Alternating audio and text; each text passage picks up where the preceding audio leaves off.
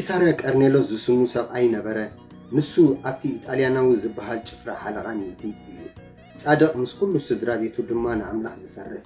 ንህዝቡ እውን ብዙሕ ምጽዋት ዝምጽውት ኩሉ ሳዕ ከዓ ንኣምላኽ ዝልምን እዩ እታ ሰዓይቲ ሰዓት ናይ መዓልቲ ዓቢሉ ድማ ብግሁድ ትርኢት መልኣኽ ናብኡ ኣትዩ ወ ቀርኔሎስ ክብሎ ከሎ ረኣየ ግብረ ሐዋርያት ምዕራፍ 10 ካብ ፍቕዲ 1 ክሳብ ፍቕዲ 3 ሰላም ጎይታናን መድሓኒናን ኢየሱስ ክርስቶስ ምስ ኩላትኩም ይኹን ከመይ ትኾኑ ኣለኹም ኩላትኩም ተኸታተልቲ እምበር ሎማዓንቲ ድማ ስቓይ ትበል ጸሊ ዝብል ትምህርቲ ኢና ክንመሃር ክብሪ ንኣምላኽ ይኹን ምኽንያቱ መፍትሒ ኣብ ኣምላኽ ስለ ዘሎ ሶሉሽን ኣብ ኣምላኽ ስለ ዘሎ ኣብ ጸሎት ብዙሕ ነገር ስለ ዘሎ ዝዓበየ ኢንቨስት ክንገብሮ ንኽእል ናይ ግዜና ባይዘወይ ኣብ ጸሎት እዩ ኣብ ጸሎት ዝጠፍእ ግዜ ኣይጠፍአን ኢንቨስትመንት እዩ ብዙሕ ነገር ዝርከቦ ጸሎት ጻድቕሲ ብግብራስ እንታይ ብዙሕ ተስልጥ እያ ይብለና ብዙሕ ተስልጠሉ ስለ ዝኾነ ኣይባኸነን ኣብ ጸሎት ዘሕለፍካዮ ግዜ ኣይባኸነን ንጸሎት ግዜ የብለይ እንድሕር ትብል ኣለኻ ኾንካ ብዙሕ ንምስላጥሲ ግዜ የብለይን ትብል ኣለኻ ማለት እዩ ክርዳእና ዘለዎ ብዙሕ ንምስላጥ ግዜ የብለይን ቤንሂን ኣገልጋሊ እንታይ ኢሉ ኣገልጋሊ ቤንሂንሲ ሳታን ፊርስ ኒሊንግ ክርስቲያን እዩ ደስ ትብለኒ ናይ ቤንሂን ኣባሃላ ማለት እዩ እንታይ ኢሉ ሰይጣንሲ ንዝምብርካኽ ክርስቲያን ይፈርሖ ኢሉ ክብሪ ንኣምላኽ ይኹን ክንምብርካኽ ከለና ዝፋን ሰይጣን ይንቅጥቀጥ ብዙሕ ነገር ይዓኑ ናይ ሰይጣን ነገር ብዙሕ የስልጥ ክብለና ከሎ እዚ ናይዚ ዓለም ነገር ብዙሕ ይረክብ ብዙሕ ይኸዓብት ገለ ጥራይ ደይኮነ ኣብ መንግስተ ሰይጣን ድማ ብዙሕ ዕንወት ይኸውን ክርዳእና ዘለዎ ኣብቲ መንፈሳዊ ዓለም ባይዘወይ ናይ ምድሪ ጥራይ ክንሓስብ የብልናን ምስላጥ ክበሃል ከሎ ናይ ምድሪ ምስላጥ ጥራይ ደይኮነ ኣብቲ መንፈሳዊ ዓለም እውን እቲ ናይ ምድሪ ቀቀሊሉ እዩ እቲ ኣብ መንፈሳዊ ዓለም ድማ ኣብቲ ናይ ሰይጣን ዝፋን መንግስቱ እንታይ ይኸውን ምንቅጥቃጥ ይኸውን ዕንወት ይኸውን ንስኻ ብምጽላይካ ንስኺ ብምጽላይክ ማለት እዩ ስለዚ ንጸሎት ኣቕሊልና ክንሪኦ የብልናን ዛትስ ወይና ስቓይ ትበል ጸሊ ዝብል ትምህርቲ ክንመሃር ብዙሓት ሰባት ስቕ ይብሉ ስቕ ንብል ንስቕ ንብል ጥራይ ደይኮነሲ ንድንዝዝ ክንድንጽሊ ክንድንነቅሕሲ ንድንዝዝ ስለዚ ግን ስቓይ ትበል ጸሊ ዝብል ትምህርቲ ኢና ክንርኢ ካብዚ ትምህርቲ እዚ እምበር ኣብዚ ናይ ቀርኔሎስ ንሪኦ ዘለና እንታይ ኢልዎ ቀርኔሎስ ኣብ ቂሳርያ ትበሃል እዩ ዝነብር ነይሩ ቀርኔሎስ ኣብ ቂሳርያ ትበሃል ከተማ ይነብር ነይሩ ንሱ ኢጣልያናዊ ጭፍራ ሓለቓ ሚእቲ እዩ ሞታ ለቃ ንብሎ ማለት እዩ ሴንቹሪያን ሕጂ እዚ ቀርኔሎስ ሓለቓ እዩ ነይሩ ካብ ወገን ኣህዛብ እስራኤላዊ ይኮነን ኣማኒ ኣይኮነን ድማ ግን እንታይ ነይሩ ይብለና ጻድቕ ፍትሒ ዝፈቱ ሰብ ነይሩ ምስ ኩሉ ስድራ ቤቱ ድማ ንኣምላኽ ዝፈርህ ምስ ኩሉ ስድራ ቤቱ ንዕኡ ጥራይ ደይኮነስ ነቶም ስድራ ቤቱ ኸላይ ምሂርዎሚ ስለዚ እንታይ ኢልዎ ምስ ኩሉ ስድራ ቤቱ ንኣምላኽ ዝፈርህ ንህዝቡ እውን ብዙሕ ምጽዋት ዝምጽውት ነይሩ ኢልና ብዙሕ ምጽዋት ድማ ይምጽውት ነይሩ ኣብዚ ቀረባ እዋን ይሰምዖ ነይረሲ ቢልጌትስ ካብቲ ሃብቱ ቢልጌትስ ሓምሻይ ናይ ዓለም ሃፍታም እዩ ደሎ ካብቲ ሃብቱሲ 900 ንግብረ ሰናይ ከውዕሎ እየ ኢሉ ቅድሚ ሙማተይ ንግብረ ሰናይ ከውዕሎ እየ ምክንያቱ ምስ ሃብተይ ክምውት ኣይደልን እየ ኢሉ ስለዚ ንሕና ከዓ ከመይ ክንምጽውት ዘይግባአና ክብል ኢለ ከመይ ክንምጽውት ዘይግባአና ከመይ ጽቡቕ ነገር ክንገብር ዘይግባአና እዚ ቢልጌትስ ካብ ምንታይ ተላዒሉ ኢኹም ገይሩ ካብቲ ዝሰምዖ ዝነበርኩስ ካብ ምንታይ ተላዒሉ እዩ ሓንቲ ናይ ቀደም ናይ በዓል ካልቪን ገለ ዝነበረት መጽሓፍ ኣንቢቡሲ ስፒሪቹዋል መጽሐፍ እያ ኣብ ሰንበበ ብኣይ ተመሲጡ ቀደም ዊልያም ኮልጌት ከምኡ ገይሩ ነይሩ 9 ሚእታዊት ንኣምላኽ ዕሽራ ይህብ ነይሩ እንታይ ደኣ እቲ 9 ሚእታዊት ንኣምላኽ ሂበት ዕሽር ግን ንዓይ ክወስደ ኢሉ ዘሴም ድማ ከምኡ ገብራሉ ቢልጌትስ ማለት እዩ ስለዚ እንታይ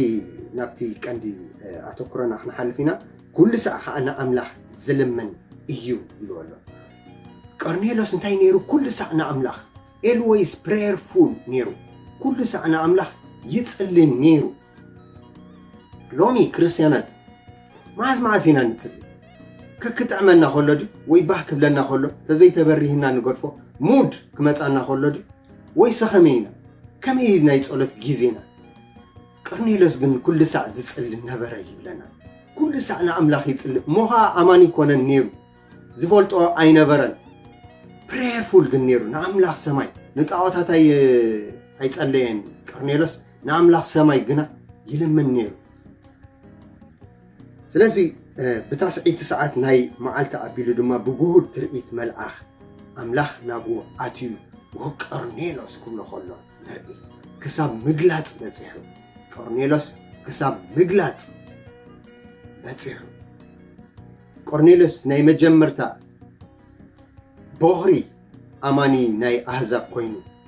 ካብ ወገን እስራኤል ወፃእሲ ቦኽሪ ኮይኑ ዛትስዋይ ጴጥሮስ ክሳብ ዝግረም ኮይኑ እንታይ ኢሉ ጴጥሮስ ኣብ ኩሉ ህዝቢ ንኣምላኽ ዝፈሮን ቅንዕና ዝገብርን እንተሎ ኣብኡ ቅቡል እዩ እምበር ኣብ ኣምላኽ ኣድልዎ ከም ዘይልዎ ብሓቂ ኣስተባሃልኩ ይብል ኣብ ኣምላኽ ኣድልዎ ድበሃል የለን እዚኦም ዝሓሽዮም እዚኦም ከምዚኦም ዝበሃል የለን ኩሉ ኣብ ኣምላኽ ማዕረ ምዃኑ ማዕረ ኢና ንብፅሖ ንኣምላኽ ክብሪ ንስሙ ይኹን ስለዚ ቆርኔሎስ ጸሎቱ ክስማዕ ከሎ ንርኢ እቲ ጸሎቱ ድማ እንታይ ኣምፅኡ ሪቫይቫል ኣምፅኡ ሪቫይቫል ምንቕቓሕ መንፈሳዊ ምንቕቓሕ ኣብ ቤቱ ኮይኑ መንፈስ ቅዱስ ክወርድ ከሎ ድማ ንርኢ ኣብ ቤቱ መንፈስ ቅዱስ ክወርድ ከሎ ንርኢ ኣብ ኣሕዛብ ድማ መንፈስ ቅዱስ ብምውራዱ ክሳብ ጴጥሮስ ዝግረም ኮይኑ ጸሎት ለውጢ የምፅእ pray until something will happen ሎሚ ክንጽልዮ ዝግባአና ብዙሕ ነገር ኣሎ ቆርኔሎስ ክሳብ ለውጢ ዝመጽእ ጸልዩ ኣብ ህይወቱ ድማ ለውጢ ክኸውን ከሎ ንርኢ ስለዚ እዚ ቆርኔሎስ እዚ ኣብ ቤቱ እንታይ ኣምፅኡ ብድሕሪ ምጽላዩ መንፈሳዊ ምንቕቓሕ ኮይኑ ምድሓን ኮይኑ ሪቫይቫል ኮይኑ እዚ ድማ ኣብ ሐዋርያት ለውጢ ክመጽእ ክኢሉ ማለት እዩ ሐዋርያት ቅድም ንኣይሁድ ነቶም ዝተገዝሩ ጽርዓውያን ጥራዮም ወንጌል ዝነግሩ ነይሮም በዚ ናይ ቆርኔሎስ ምግላጽ ግና እንታይ ኮይኖም ንኣሕዛብ ከላይ ምዃኑ ተረዲኦም ማለት እዩ ብድሕሪኡ ጳውሎስ ክመጽእ ከሎ ንርኢ ስለዚ ፕሬየር ጸሎት ለውጢ የምጽእ እዩ ኣብ ህይወትና why we pray ስለምንታይ ንጽሊ ስለምንታይ ኢና ጸሎት ንገብር ስለምንታይ ጸሎት የድልየና why we pray ጸሎት ሕብረት ምስ መንፈስ ቅዱስ እዩ ምስ ኣምላኽ ሕብረት ምግባር እዩ ኩሉ ሰዕ ይጽሊ ነበረ ይብለና ቆርኔሎስ ኩሉ ሰዕ ይጽሊ ነይሩ ደድዮ ነገር ክህሉ ከሎ ጥራይ ኣይኮነን ዝጽሊ ነይሩ ዝልምኖ ነገር ክህልዎ ከሎ ጥራይ ኣይኮነን ዝጽሊ ነይሩ ቆርኔሎስ ግና ኩሉ ሰዕ ከይቀበፀ ኩሉ ሰዕ ገጽ ኣምላኽ ይደሊ ነይሩ ገጽ እግዚኣብሔር ክንደሊ ይግባአና ኩሉ ሰዕ ሕብረት ምስኡ ክህልወና የድልየና ሕብረት እዩ ንምንታይ ንጽሊ እንድሕር ኢልና ሕብረት ምስ መንፈስ ቅዱስ ስለ ዘድልየና መንፈሳዊ ምብርታዕ ስለ ዘድልየና ጸጋ ምቕባል ስለ ዘድልየና ጸጋ ክንቀበል እንድሕር ኮይና ናይ ጸሎት ግዜ ክህልወና ኣለዎ ክብሪ ንኣምላኽ ይኹን ካልእ ክፉእን ናይዚ ሕብረት ምስ መንፈስ ቅዱስ ዝበልናዮ ክብሪ ንኣምላኽ ይኹን ግብረ ሐዋርያት ምዕራፍ 2 ክንሪኦ ንኽእል ግብረ ሐዋርያት ምዕራፍ 4 ክንሪኦ ንኽእል ግብረ ሐዋርያት ምዕራፍ 13 ክንሪኦ ንኽእል ኣብዚ ቦታ እዚ ሐዋርያት ገጽ እግዚኣብሔር ክደልዩ ከለዉ ንርኢ ብኡ ድማ መንፈስ ቅዱስ ክጋጠሞም ከሎ ንርኢ ኣብ ህይወትና መንፈስ ቅዱስ ምግጣም ክኾነልና መንፈሳዊ ምብርታዕ ክኾነልና ጸሎት የድልየና ምንቃሕ የድልየና ስለዚ ቅዱሳን ንቑሑን ጸልዩን ይድብለና ካልእ ንምንታይ ንጽሊ ዝብል ክፉእን ዘማውን ወለዶ ስለ ዝኾነ እዚ ዘለናዮ ወለዶ ኣዝዩ ክፉእ ስለ ዝኾነ ክፉእ ዘመን ከም ዝኾነ ክፉእ ዘመን ከም ዝመጽእ ፈሊጡ እቲ ጻድቕ ስቕ ይበል ናብ ቤቱ ይእቶ ይብለና ናብ ቤቱ ኣትዩ እንታይ ይግበር ብዛዕባ እቲ ክፉእ ነገር ኣብኡ ክዋሳእ ዘይኮነ ግን እንታይ ይግበር ይብለና ይጸልይ ማለት እዩ ገጽ እግዚኣብሔር ይድለ ተዓጽዩ ይድለ ይብለና ክፉእ ዘበን እዩ ከምኡ ኢልዎም ኢየሱስ ኣብ እቲ ዝዓረገሉ እዋን ኣብ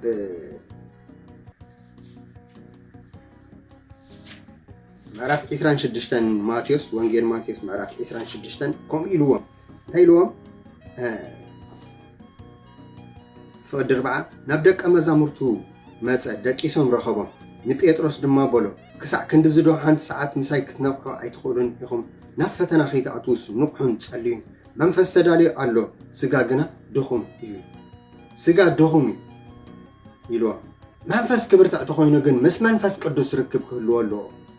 ምስ መንፈስ ቅዱስ ግዜ ክህልዎ ኣለዎ ናብ ደቀ መዛሙርቱ መጸ ደቂሶም ረኸቦም ንጴጥሮስ ድማ እንታይ ኢልዎ ክሳዕ ክንዲ ዝዶ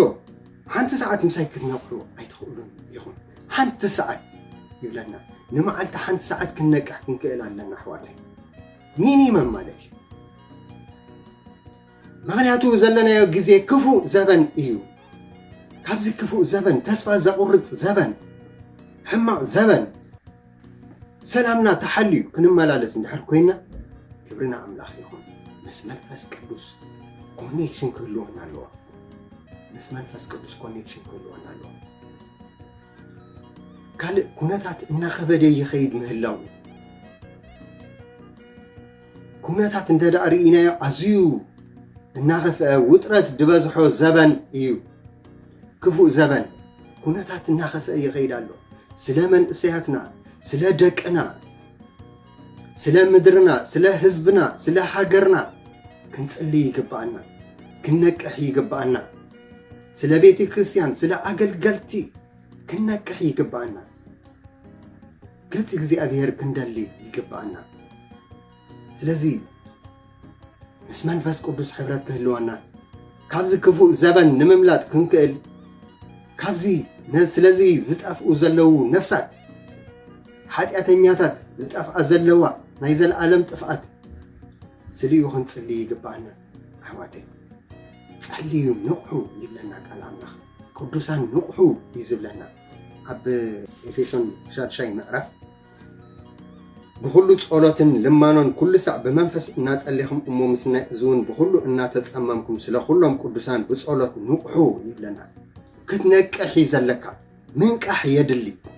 ንምንታይ ኢና ዘይንጽሊ ዘለና ንምንታይ ንጽሊ ክንብል ጸኒሕና ንምንታይ ኢና ስቕ ንብል ስለምንታይ ኢና ዘይንጽሊ ንዝብል ድማ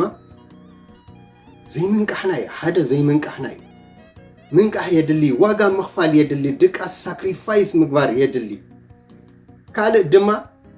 ዝተፈላለየ ነገር ክንርኢ ኢና ንውዕል ዝተፈላለየ ገሌና ኩዕሶ ክንርኢ ንውዕል ጸገም የብሉን ክትርኢ ትኽእል ኢኻ ፊልምታት ክንርኢ ንኽእል ካብ ዓቐን ንላዕሊ ክኸውን ከሎ ግና እንታይ ይገብረካ የደንዝዘካ ኣእምሮኻ የደንዝዞ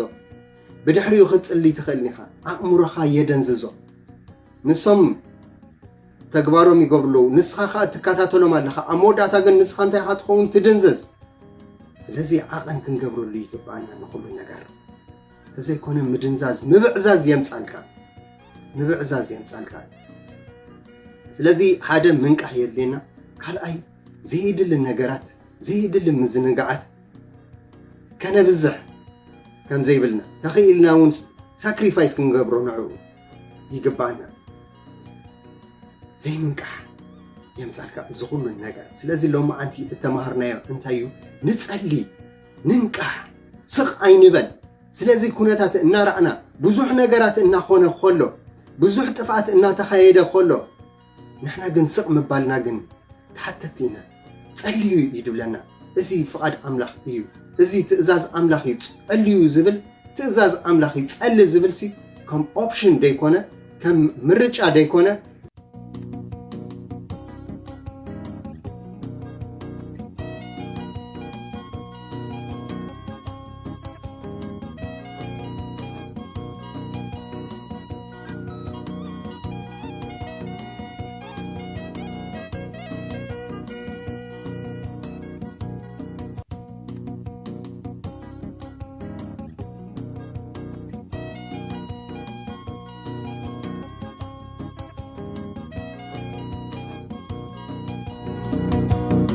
صفاتكم انتقلتم قدوسكم بيزرفكم نعرفنا تأملكم تنبرين اللغون مريع الناس وعتبا يدين بين عقايبا عبقت ضاع بخوته بسيد عريضات تتفق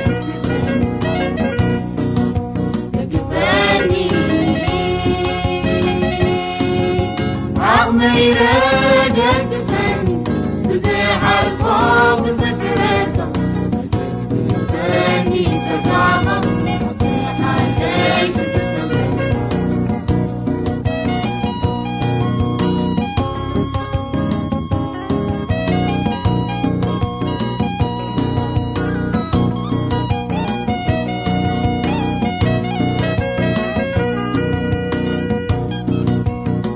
أمنتي مسكحتي كم قوم السبقى مسبرتي